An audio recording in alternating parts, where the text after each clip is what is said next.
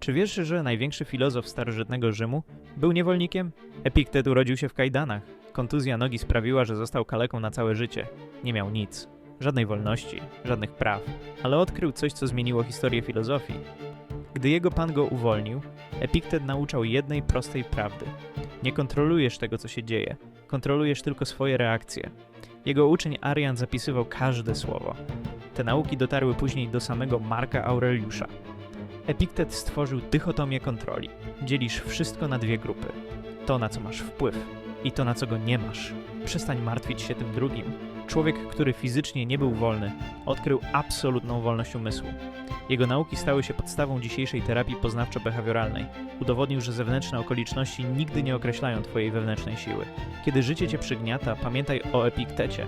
Twoje kajdany mogą być tylko w twojej głowie.